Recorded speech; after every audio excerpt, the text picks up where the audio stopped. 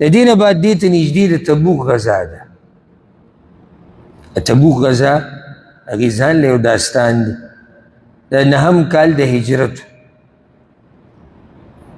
او صحیح بخاری صحیح مسلم کی حدیث دی، په نورو کتابونو کې هم دی چې کله دا مؤمنان وتو د تبوک د غزا دپاره لویه سخته وه. موږ څو څو پیرې ذکر کړې هم ده. ګرمۍ موسم مو غریبي مو وه، سفر هم ډېر اوږد و. نو کله چې دا مؤمنان وتو رسول الله وسلم علي ته وویل رضی الله عنه ته وی ته پاتې شه، ته په مدینه کې زما په ځای پاتې شه. هغه وی یا رسول الله تخلفني في النساء والصبيان، ما پرېږدی د زنانو د ماشومانو په منځ کې. رسول الله وسلم ورته اما ترضى ان تكون مني بمنزلة هارون من موسى، ته به دې نه راځي چې ته هغه مقام تا ته میلاو شي چې کوم د هارون علیه السلام اشاره هغه قصې ته کوي چې موسی علیه السلام کله کوی تور ته روان شاته څوک پرېښودو؟ هارون. نو زه ته هغه شان پرېږدم، غیر انه لا نبي بعده، زما نه بعد بل نبي نشته. یو روایت کې داسې راځي چې علي رضی الله عنه د رسول صلی الله علیه وسلم سره ووتو د ثنیة الوداع مدینه کې د یو ځای دی جرف ورته هم ویلی کېږي. دې جرف ته چې کله ورسېدو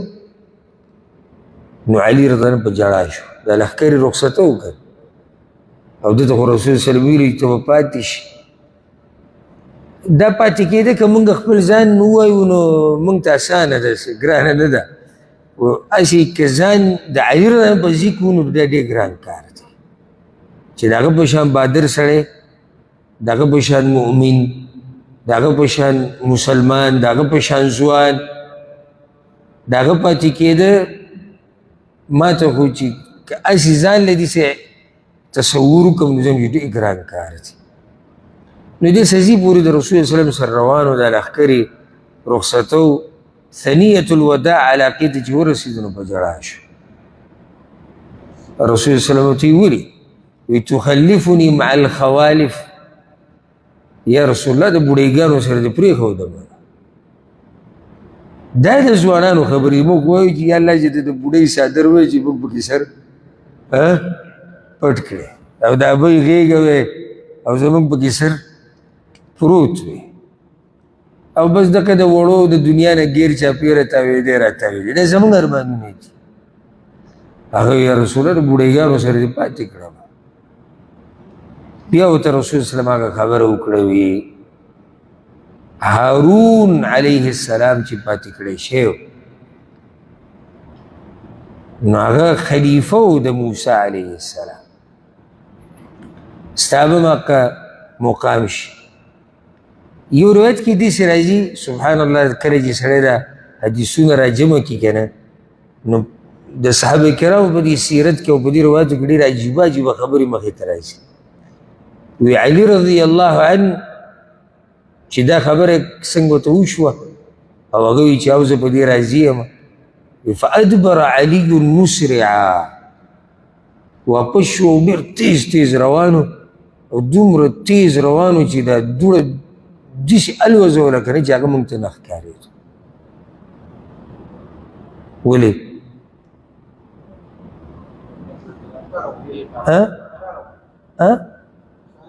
خوشحالۍ نه کېدی شي. د جواب دی مدینې د حفاظت لپاره د رسول صلی الله علیه وسلم امر و نو دې دومره زر واپس شو. ها دې کې یو بل یو روایت ته پای کې ورسره لږ تفصیل راغلی دی، هغه ده برا ابن عازب رضی الله عنه وی د تبوک د غزا په دې موقع باندې رسول صلی الله علیه وسلم علي رضی الله عنه ته وایي چې ته به پاتې شي. خیر علي وی یا رسول الله د زنانو سره، بوډېګانو سره، ماشومانانو سره. نو رسول الله صلی الله علیه وسلم ورته وی علي انه لابد من ان اقیم او تقیم، یا به ته پاتې کېږي یا به زه پاتې کېږي. دا هم ګورې لوی منقبت دی. چې یا به زه پاتې کېږم خو که زه نه یم ته به پاتې یعنې زما په ځای به یې بس هغه یا رسول الله صحیح شوه وایي چې مسله اهمه ده یا به زه پاتې کېږم نو رسول وسلم خو نشي پاتې کولی خو ځي نو رسول صلی الله علیه وسلم چې کله هغه ته ووایي بس دی واپس را په دې کې دا خبره شروع شوه علي رضی الله د مدینې ته راننوتو او تاسو ته پته چې مدینه کې دغه موقع باندې ډېر منافقان پاتې شوي دروغ او عذرونه خو هغوی ویلو دا خبره وچلېده هغه په غوږونو ولګېده چې رسول صلی الله علیه وسلم په ده کې څه خوښ نه و څه چل شوی دی او ځکه یې پاتې کړو ګنې هسې یې نه پاتې کوي دا خبره ده واورېده بیا په سورلۍ باندې کېناستو لاړ هغه مسلمانان چې کوم ځای ته رسېدا خو دغه یوتي هغه یې رالاندې کړو رسول الله سلم ورته بیا ولې علي ته خو بیا رالې سبحان الله هغه زړه ته سکون نه میلاوي دا د مؤمن ایمان دی دا خو ډېرې ګټې خبرې دي موږ کې بعض هغه دي چې کور کې پراته یو مؤذن وایي حي علی الصلاة حي علی الفلاح د دې زړه ښه په ارامي کور کې پروت وي مؤمن ته سکون نه میلاوي څنګه به ما ته اعلان کېږي اواز کېږي او زه پروت یم نو د دې زړه نه مطمئن کېده بیا راغی ما جاء بک یا علي علي بیا ولې وی یا رسول الله بله مې واورېده وی څه وی هغه تاسو چېرته ما کیسې لیدلي دي یا څه کار یا خو هغه مې خو ځکه م پاتې کړه وی فتضاحک رسول الله صلی الله علیه وسلم رسول الله وسلم په خندا شو وی علي اما ترضى ان تكون مني كهارون من موسى ته په دې مرتبه نه خوشحاله خو دا دی چې زمانه بعد بل نبی نشته نو هغه یا رسول الله ولې نه په دې باندې خوشحاله زه په دې خوشحاله نبی د هغې نه بعد واپس لاړ حدیث کې یو مسله دغه بیانوي روافظ او شیعهګان هغوی دې له ډېره زورونه ورکوي ګوره دا حدیث تاسو بیانوئ موږ یې بیانوو نو دا خو واضح دلالت کوي چې د رسول صلی الله علیه وسلم نه بعد خلیفه څوک دی علي رضی الله عنه ولي ځکه چې ورته ووایي ته داسې لکه موسی علیه السلام پسې هارون نو بیا څنګه تاسو وایي چې ابوبکر صدیق ډېر حقدار و د خلافت او دا شبهه چې کله تا ته دا ووایي که نه څوک نو بیا ګرځه د مولوي صاحب یا د شیخ صاحب په موبایل نمبر پسې ځکه چې موږ خو کوشش نه کوو چې ځان پوه وکړو موږ خو صرف زه اول زه بیا تاسو خفه نه چې داسې تاسو اول زه موږ صرف دنیا ته کار ویلی خپله دنیا به کوو نور دین پوه شو علما پوه شو جوابات پوه شو یعنې دا ګوره ښه مضبوطه شبهه ده ګوره چې رسول وسلم یو کس ته ووایي چې ته په ما پسې داسې لکه په موسی پسې چې هارون علیهم السلام دې څنګه د خلافت حقدار نه دی د رسول وسلم نه بعد خو دې کې اشاره شوې دی نو جواب د دې خبرې هغه دا دی چې که چېرته دوی ووایي